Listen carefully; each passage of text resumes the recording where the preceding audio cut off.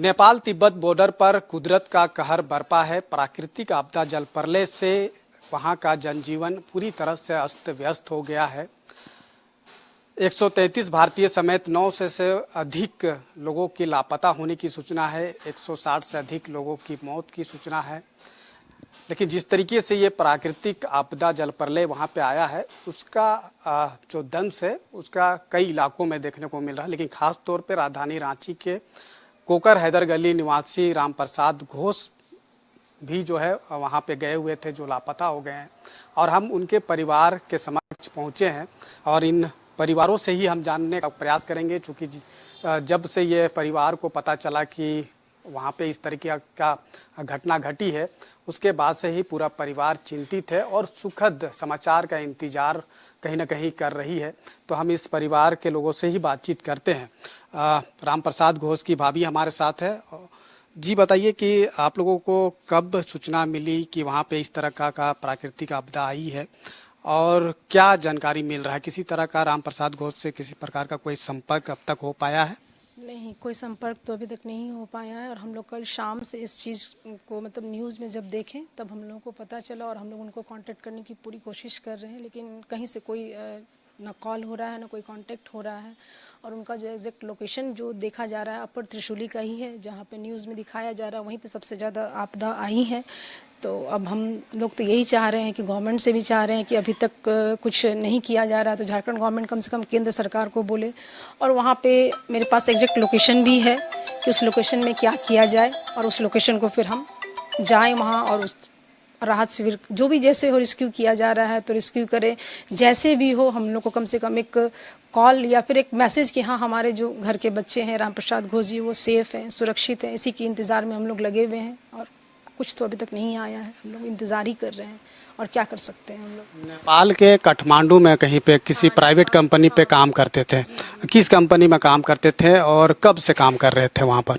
ये काम अभी 6 से 8 महीने से कर रहे थे। ये त्रिशूली अपर त्रिशूली जगह है काठमांडू में, और ये हाइड्रो पावर है एंड्रिस कंपनी की। उसमें ये एज ए एडमिन पोस्ट पे हैं और उसी पे कार्यरत हैं पिछले 6-7 महीना से। तो 6-7 महीना से वहीं पर हैं या फिर घर आना कभी हो पाया था? अभी आए थे रिसेंटली 2 महीने पहले और फिर छुट्टी में आए थे, 1 सप्ताह रह के फिर वापस गए 2 महीने पहले। लास्ट बातचीत उनसे कब हुई, परिवारों की आपकी? लास्ट बातचीत हाँ मंगलवार को रात में हुई थी हमारी। उसके बाद मॉर्निंग में कल 7:15 साढ़े 7 के आसपास व्हाट्सएप में चैट हुआ था, हालचाल पूछे। उसके बाद फिर तो लगा ही नहीं कॉल। उसके बाद से किसी तरह का कोई संपर्क उनसे नहीं हो पाया। वहाँ की असेंबली से एम्बेसी से किसी प्रकार का कोई सूचना अब तक मिल पाया है? नहीं, हम लोग तो कल से मैसेज भी किए हुए हैं। उसके बाद जो नंबर्स आ रहे हैं वो नंबर पे भी हम लोग कॉल किए, कॉल गया लेकिन कोई उठाए नहीं। और एम्बेसी में हम लोग सारा मैसेज इनका सारा डिटेल्स वगैरह सारा डाल चुके हैं, लेकिन अभी तक उन लोगों ने मैसेज भी नहीं देखा है। तो कांटेक्ट तो दूर की बात है, मैसेज भी नहीं रिप्लाई आया कुछ भी। जब से ये जानकारी मिली वहाँ भी आप लोग संपर्क साधने की कोशिश कर रहे हैं, अब तक किसी तरह का कोई संपर्क नहीं हो पा रहा। यहाँ की जिला प्रशासन या सरकार से भी आप लोगों की किसी तरह की कोई प्रयास की वहाँ पर है तो उसकी जो सूचना है वो मिल पाए? अभी तक तो ऐसा कुछ भी नहीं हुआ है, ना कोई गवर्नमेंट, ना सरकार, ना कोई पुलिस विभाग, कहीं कुछ से अभी कुछ नहीं आया है। वो तो हम खुद कांटेक्ट किए थे। आप लोग मीडिया बंधु लोग को आप लोग आए हैं और आप लोग के जरिए हम चाहते हैं कि ये मैसेज सब कम से वो लोग जहाँ हैं वहाँ तक पहुँचे, क्योंकि लोग तो वहाँ जा नहीं रहे, काठमांडू के आगे तो जाने दिया नहीं जा रहा है। लेकिन कम से कम इतना तो कोशिश आप लोग कीजिए, आप लोग तक पहुँचे गवर्नमेंट तक, कि कम से कम वहाँ जो लोग हैं, जो हमारे घर के लोग हैं या जो भी इंडिया के, हमको लगता है करीब करीब झारखंड से एक है राम प्रसाद घोष, लेकिन पूरे उनकी टीम में 200 लोग हैं इंडिया के। उनके जिस कंपनी में वो काम कर रहे थे वहाँ राम प्रसाद घोष समेत 200 भारतीय जो है वो काम कर रहे थे। भारतीय 200 भारतीय हैं वहाँ पे। गवर्नमेंट को पता नहीं, इसकी अभी तक सूचना नहीं मिली है, लेकिन हम यही चाह रहे हैं कि जल्द से जल्द इसके लिए कार्रवाई की जाए और वहाँ जो भी उनको कम से कम सुविधा दी जाए, रेस्क्यू किया जाए। हमारे बस हम इतना ही चाह रहे हैं कि हमारे घर के जो बेटा है, जो हमारे देवर है राम प्रसाद घोष, उनको कम से कम सुरक्षित लाया जाए। हमारी सरकार से यही अपील है। राम प्रसाद घोष हमेशा बाहर ही रहते थे या फिर यहाँ भी रहे? झारखंड में ही काम करते थे, झारखंड में ही करते थे, लेकिन अभी 8 महीने से उस कंपनी को ज्वाइन किए। घर में और कौन कौन लोग हैं पूरा परिवार में? घर में उनके पिताजी हैं, मैं उनकी भाभी हूँ और एक बेटा है मेरा। इतने ही लोग हैं घर में। उनकी शादी नहीं हुई थी। नहीं, शादी नहीं हुई थी उनकी। अब चूंकि अभी तक कोई संपर्क नहीं हो पाया रहा है और आप लोग लगातार प्रयास भी कर रहे हैं, अब क्या मतलब वहाँ की एम्बेसी से या फिर नेपाल सरकार से आप लोग मांग करेंगे कि कम से कम जल्द जो है कोई सुखद समाचार जो है वहाँ से मिल पाए?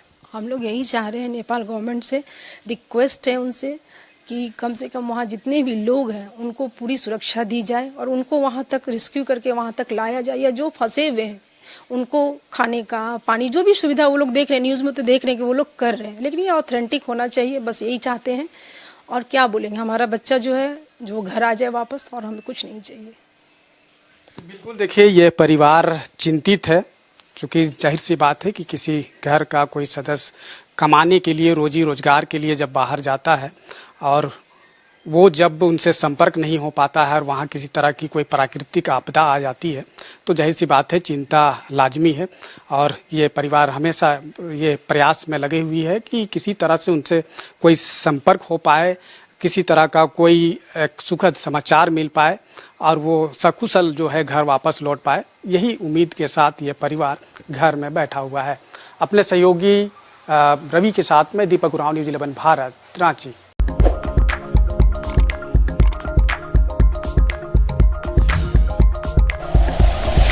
Like and share videos, subscribe करें हमारा चैनल और प्रेस करें बेल आइकॉन। न्यूज़ 11 भारत, सच है तो दिखेगा।